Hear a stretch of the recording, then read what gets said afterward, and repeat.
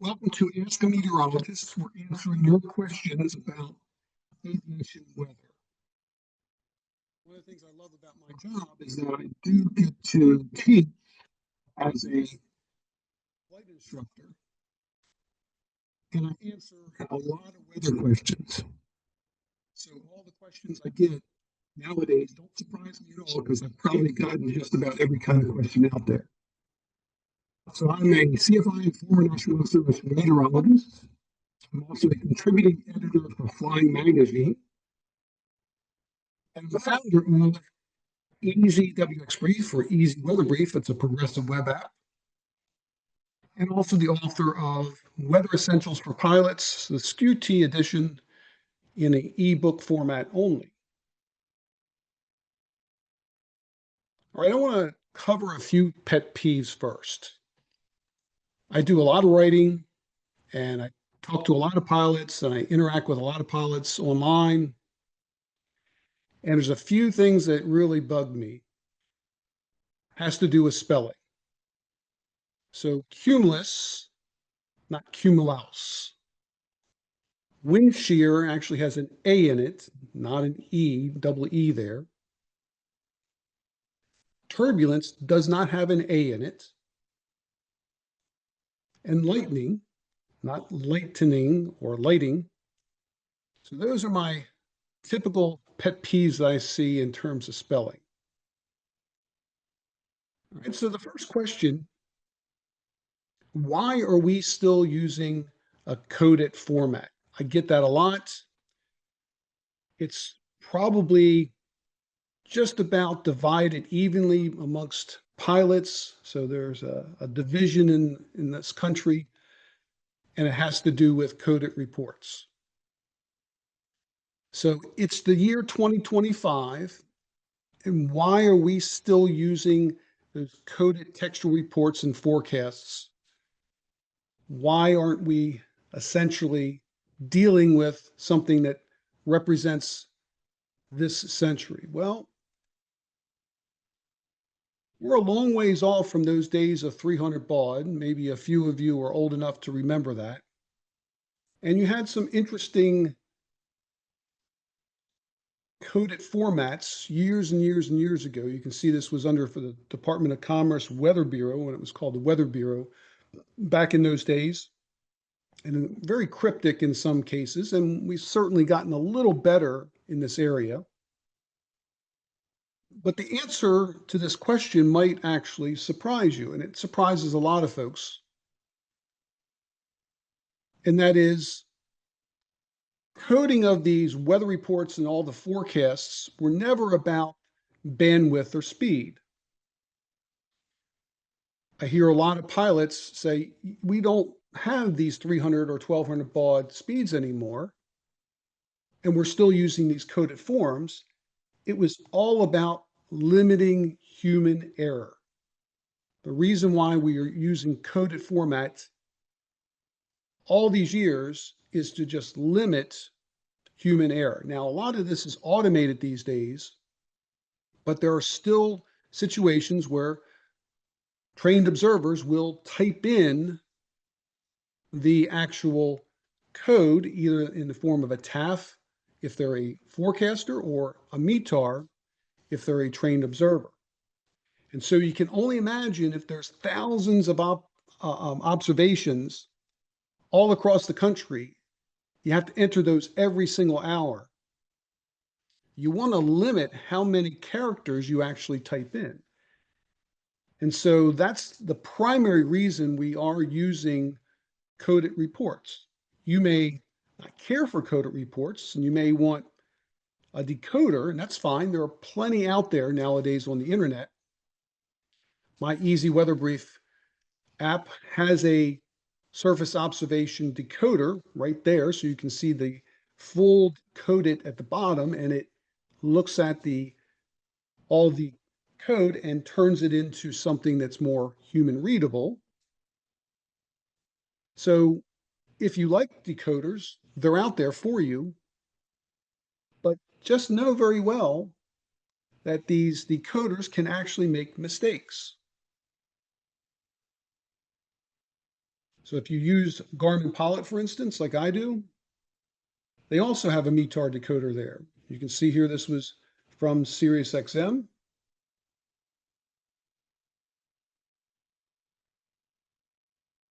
But the reason I like to use coded reports, this is my personal preference here, is that you can put a lot of data right on the screen and you can immediately absorb what's happening, the trends that are occurring. And so if you look at the bottom here, the last one at the bottom, that's the oldest report. And as you go to the top, it's the newer report. So first of all, you see that the first few are auto, which means they're automatically generated. There's no human observer in the loop. And then by 12Z, a human observer comes in and they take the auto flag out. You can also look really quickly, scan through this and see how the winds are changing. So the winds in this case are more of a southerly flow. And as you go closer to the current time, they end up being more of a southeasterly flow. So they're getting a slight wind shift over time. Then you can also look at the wind speeds are actually decreasing a little bit. So you can get a very first quick look at even something as simple as winds. And then you can look at, in this particular case, look at the trend for the visibility. Initially, it's 10 statute miles at the surface, and then it goes down to somewhere around 4 to 7. So there's something going on here. So the trend is for a lower visibility over time. Then we can also notice that we have overcast clouds showing up here. And then we all of a sudden see something interesting, and that is we see a few at 700, broken 1900, overcast at 3600, and we see multiple cloud layers. That's a good indication that you have a convective process in place. Maybe not thunderstorms in this particular case, but you have billowing clouds with multiple cloud layers. And you can really quickly see how that situation is occurring. And even so, I put in my own Easy Weather Brief app, I like to put in all the coded reports, the last 12 hours, and then I highlight those colors based on the category, green meaning VFR category, and blue would be marginal VFR, red would be IFR, and magenta would be low IFR. So you can, at a quick glance, see how the weather is evolving or changing with time. But if you look at all those reports kind of decoded, this is from the Aviation Weather Center, it's really a lot of characters that are really just unnecessary. It's hard to really grasp what's really going on. Some people are good at this. I am not. And as a result of that, I don't care for this kind of situation. I'd rather see them all listed one after another.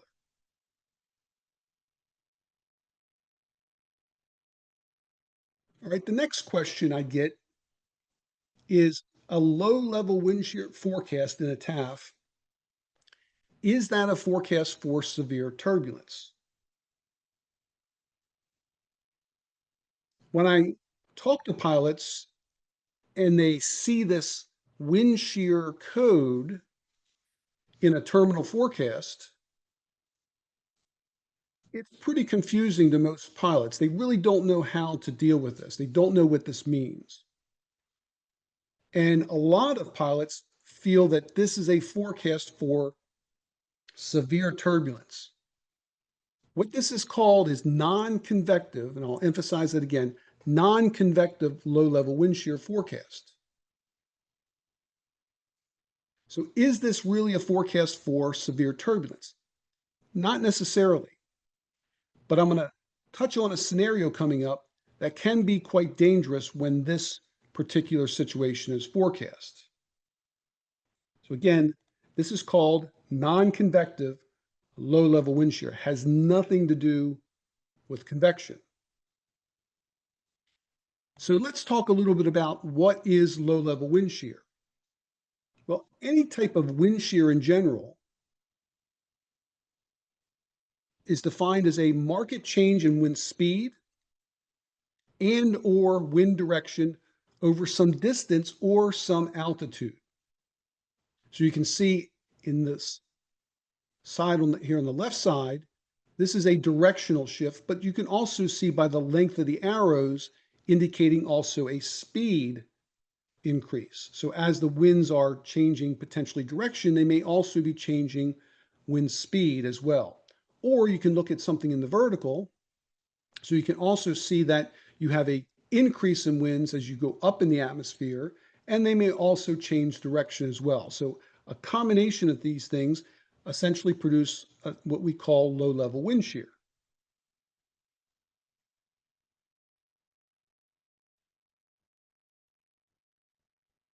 And so there are two basic types of wind shear we have to talk about. One is convective, and the other is what we just mentioned is non-convective. So convective wind shear is associated with, you guessed it, convection.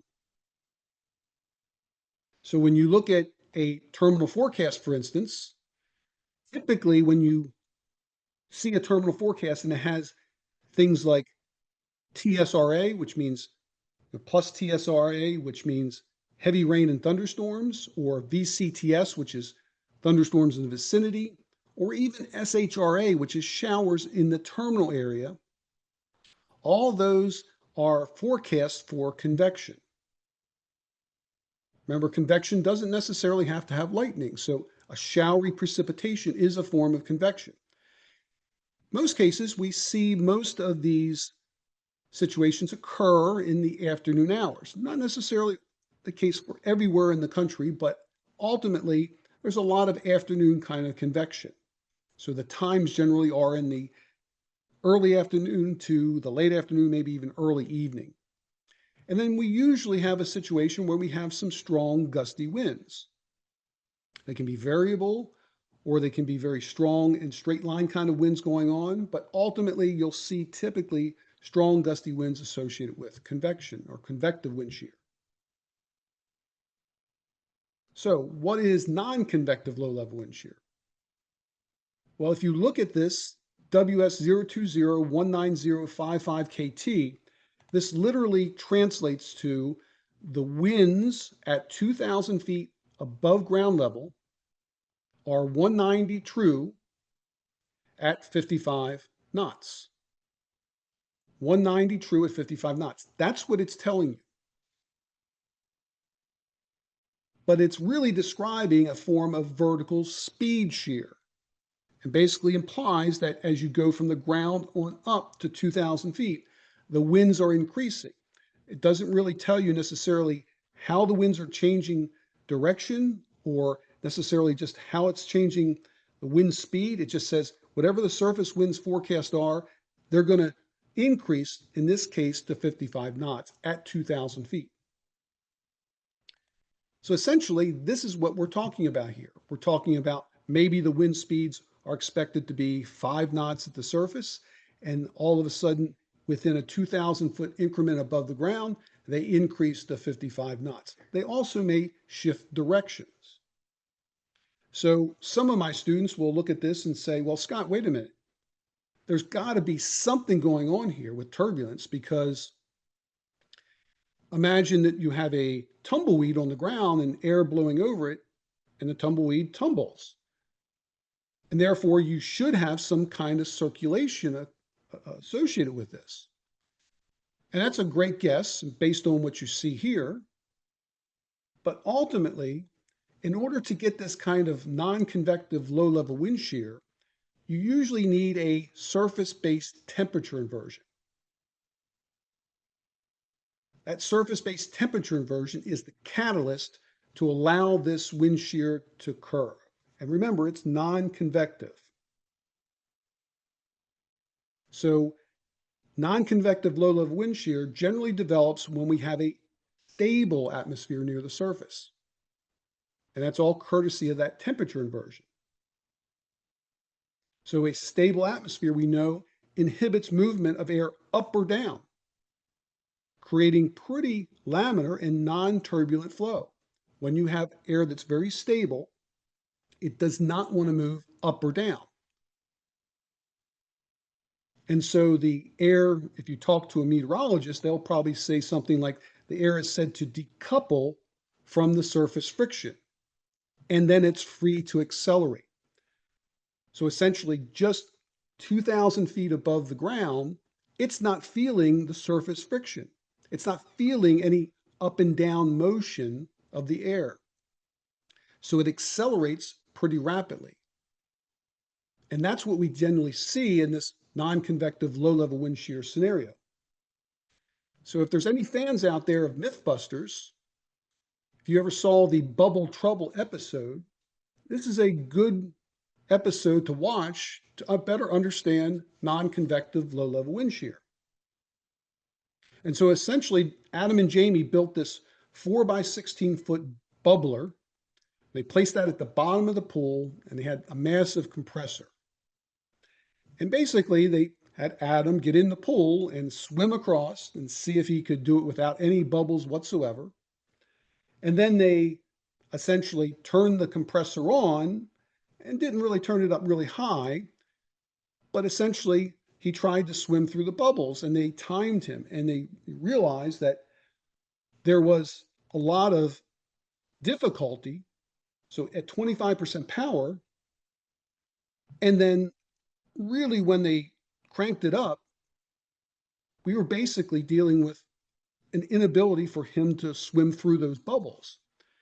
And again, if you think about the atmosphere, if you have a lot of low-level convective eddies, like thermals, moving up in the atmosphere, they act as obstructions to the wind flow, similar to the bubbles in this pool that you're trying to swim through.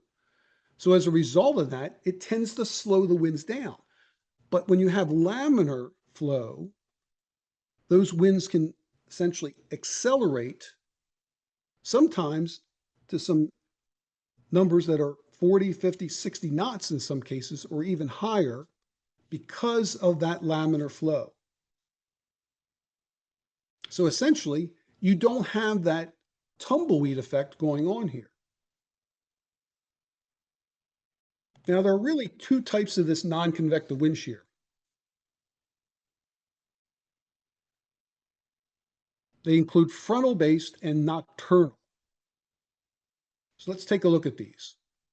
So this is a case where you'll see frontal-based non-convective low-level wind shear in a TAF. One of the things you'll notice that it can occur anytime. It could be in the middle of the day or in overnight hours. The times can be all over the place because it depends on when the front's coming through. Winds can be sometimes very light and variable, or sometimes they can be strong and gusty. And usually with a frontal-based situation, you might have some precipitation, you might have some lowered visibility, and you likely will have some clouds associated with it. And so this is what a frontal non-convective low-level wind shear situation looks like. Now, nocturnal, meaning in the overnight hours, typically what happens is the situation occurs is that you get the radiational cooling occurs, and the ground near the surface cools quite a bit and produces that nocturnal temperature inversion. And then at that point, the air is free to accelerate, being unencumbered. Usually the skies are clear, usually the winds at the surface are usually calm. And the wind shear here can be pretty strong in some cases. I remember one situation where I was coming into Amarillo, Texas, many years ago, and we had a really strong case of this nocturnal temperature inversion and the low-level wind shear. It wasn't forecast because it's so common, it occurs quite often to the point where forecasters just don't forecast this anymore. But ultimately, we turned final as we were about ready to land, and we got hit with that 50-knot headwind at 2,000 feet, even though we were cleared to land, winds calm. 2,000 feet above the ground in this evening, it was really, really strong. So our ground speed went way down until we got to about 500 feet. And finally, that wind speed died out pretty quickly. It was smooth as glass, not a single bump whatsoever. But one of the things you'll want to worry about is you can actually get a combination of convective and non-convective at the same time. So in this particular case, you see we have a wind shear forecast at 2,000 feet of 170 at 75 knots. That's pretty intense. That's up there in the highest that you'll generally see here in terms of wind speeds at 75 knots. And yes, there's a slight inversion going on here, not a big inversion, but what you have is coupled here with heavy rain showers. And so when you see those two together, that's a potential disastrous situation. Because what happens is you get that 75 knot strong wind at 2,000 feet, you get a heavy rain shower that happens to dump through that, and it basically turns the hose straight down to the ground. And you can get some pretty significant downburst or downdrafts in this. And I'll give you an example. When I lived up in the Baltimore area, I had a student of mine who owned a Cardinal, and he was based out of Martin State in Baltimore. And he would call me up and say, Scott, it's supposed to be an IMC kind of day. You want to go shoot some approaches. He loved to do instrument approaches. And he called me up one day and he said, I'm looking at tomorrow's weather. Looks like it could be an IFR kind of day. How about we make some time and go out and shoot some approaches? I said, Larry, I'll take a look at that. So I went and looked at the weather, and I saw this 75 knot low level wind shear with rain showers in the forecast. And so I called Larry back up and said, I don't think we're going to do that today. And he said, well, why not, Scott? I said, well, there's this low level wind shear at 75 knots. He goes, well, wait a minute. You taught me that this is a non-event. Well, it's a non-event unless you have heavy rain showers poking through all that. And so the very next day, around 9 or 10 o'clock in the morning, I was sitting at my desk writing an article or something, and I look out the window and it got really dark very quickly. And that was when this system was coming through. And so I immediately went to the window, the weather geek that I am, opened the curtains, and what I saw was this heavy rain coming down, and my white pine trees were sort of swaying back and forth, not kind of bent over, but swaying back and forth. And I looked to the side and I saw my kid's trampoline raise up off the ground, levitate, maybe about 5 feet in the air, and spin around, not tumble, but spin around, and it parked itself 10 feet away. That was one of these downbursts that happened to be in my own backyard. I certainly would not have wanted to hit that on short final. All right, so can you use the nearest TAF? This is a question I get a lot. If the National Weather Service doesn't issue a TAF for an airport that you're departing from or you're headed to, can you use the nearest TAF? If it's 10 miles away, if it's 15, if it's 20 miles away, can you use that TAF for that as your forecast for that airport? Well, the answer is yes and no. So a TAF, a terminal forecast, is a forecast for the meteorological conditions that are significant to aviation at an airport. So the terminal area itself has a radius of only 5 statute miles. So when you look at a TAF, it's a forecast for that 5 statute mile area from the center of the airport's runway complex. And the vicinity is that donut-shaped area around it from 5 to 10 statute miles. So when you look at a VFR chart, for instance, it's basically a point forecast. It's really not that big of a space. And we're talking about an area around, this is Charlotte Douglas Airport here.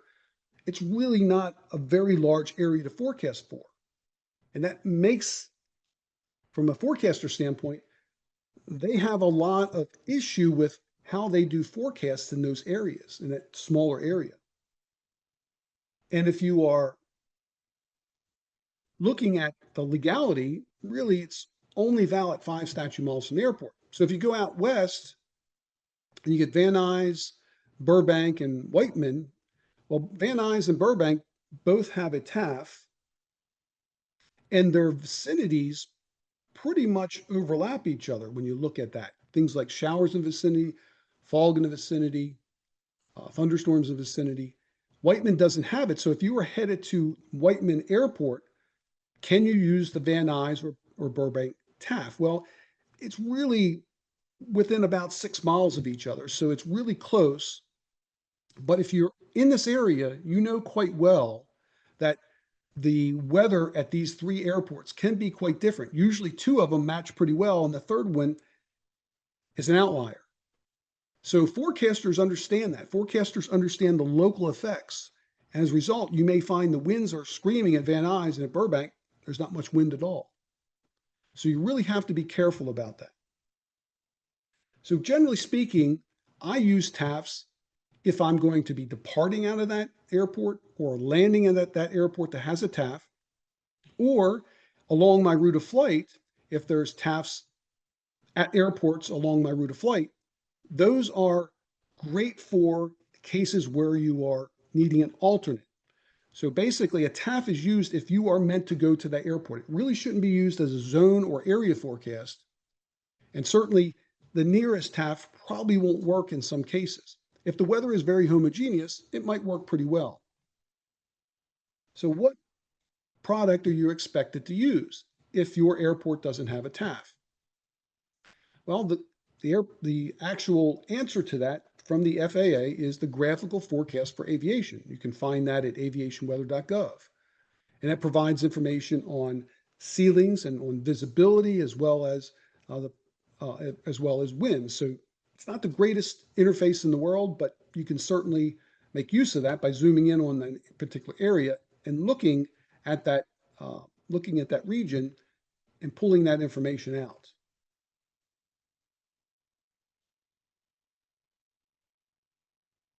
All right, so is it better to fly in the morning to avoid thunderstorms? Are you better off getting up early in the morning, getting to your destination before noontime to avoid the possibility of afternoon type thunderstorms? Well, the answer is really maybe. So the answer is yes in the case if you were flying west of the Continental Divide. So if you're flying west of the Continental Divide or in the southeast US, this is where we typically see most of the afternoon type of thunderstorms. So this is what we call the convective sigmet climatology. So these are areas anywhere you see reds, oranges, yellows, pinks. All those are high, or there are cases where there's a number of convective signets that get issued. And remember, convective sigmet is those thunderstorms that are significant to aviation. And so those regions, the Four Corners regions and also the Southeast, yes, it's probably a good idea to do all your flying in the morning in those areas. But look here in the center, the plains and parts of the northern Midwest there, even central Midwest. Those numbers are really low. This is in Tornado Alley in July. So what's happening there? So in those different areas there, definitely you have a lot of risk of seeing afternoon type of thunderstorms. But let's change this. If you're flying in the central US, that may not be the case. It may be actually better to fly in the afternoon. So this is the 11 to 16 Z range. So this is the kind of early morning hours. And you notice that a lot of the thunderstorms develop along the coastal regions, here along the Atlantic coastal region down in the Gulf. That area we see in the early morning hours, the waters are a little warmer than the land, so therefore you're going to get more thunderstorms off the coast. And then, of course, inland during the morning hours, you don't see much in the way of convection in those regions. So it does make sense if you're in the southeast or mid-Atlantic to do your flying early in the morning or anywhere west of the Continental Divide. But in the center part of the country, we generally see a lot of the convection is in the late evening and early morning hours that occurs. And that's courtesy of something called mesoscale convective systems. So here's a forecast from the Localized Aviation MOS program. And you'll notice the timing of this starts out at 8 p.m. and goes through until the early morning hours. And this is just a forecast, but you can see this is showing that there's a really high chance of seeing convection all through the overnight hours. And look where it is. It's in the center part of the country here.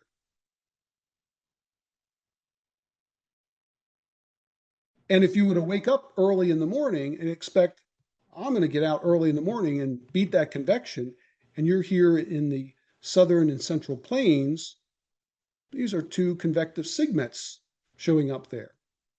Again, early morning hours. So that's what we generally see in regions where we typically will see these early morning kind of thunderstorms.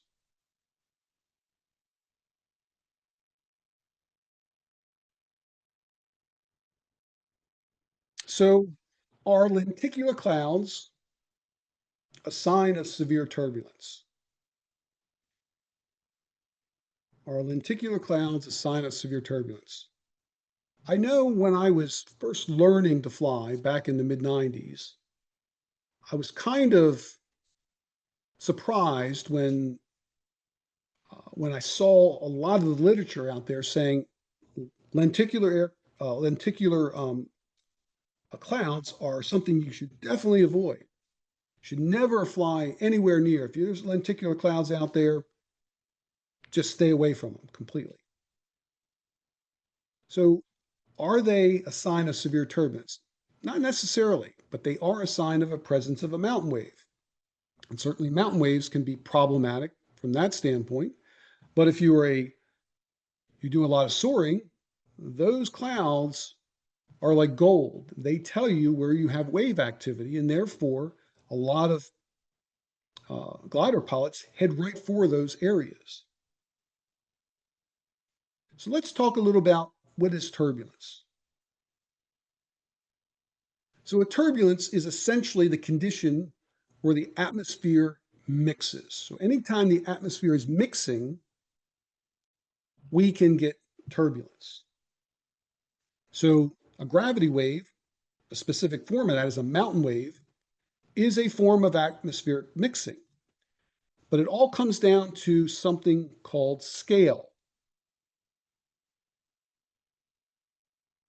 So certainly a mountain wave that has maybe a crest to crest kind of distance of about a kilometer or so, that's a form of turbulence. The atmosphere is mixing. You're seeing the air go up and down. So we're seeing the atmosphere mix. But it'll turn out that in this particular case, the airflow is actually pretty laminar. So you may feel the up and down wash of that wave, and that can be pretty intense sometimes in some mountain wave situations. And you may have lenticular clouds at the crests of these waves,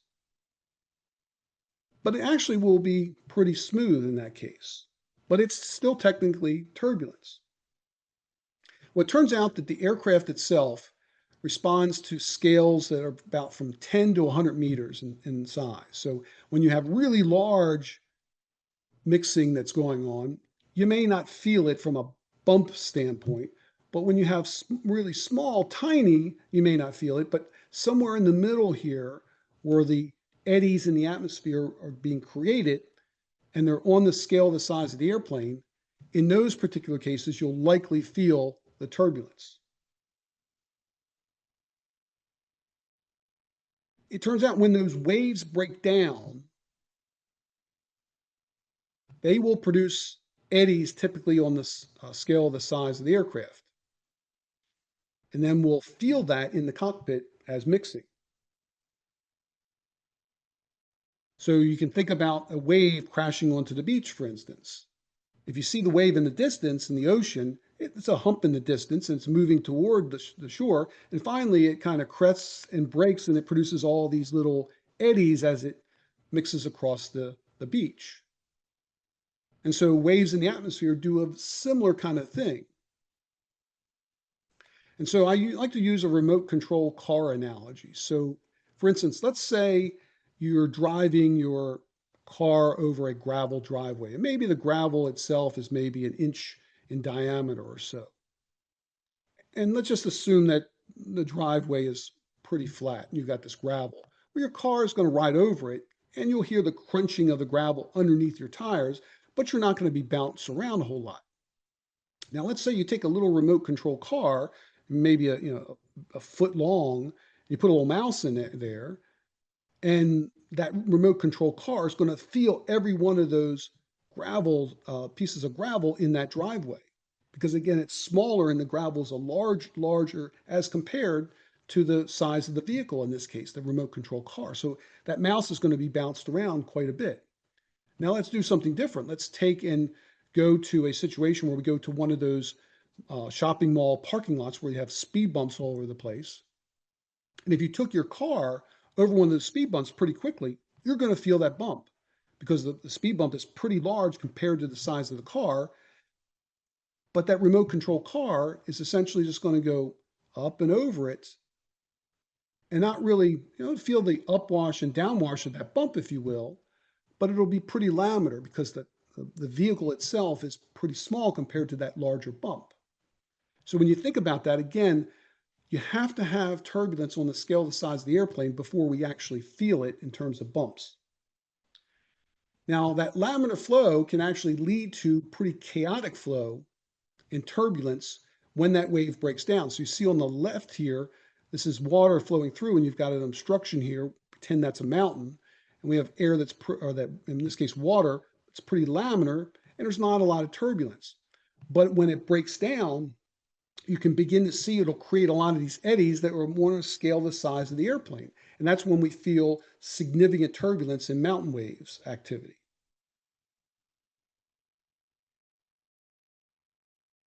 So more often than not, lenticular clouds are within smooth air.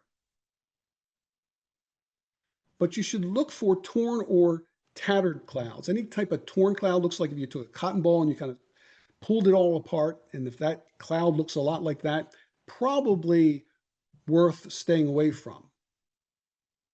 And of course, the best thing you can use is pilot weather reports. So anytime you see pilot weather reports where you're seeing some activity for significant turbulence and potential mountain wave activity, that's probably a good indication that you should plan accordingly.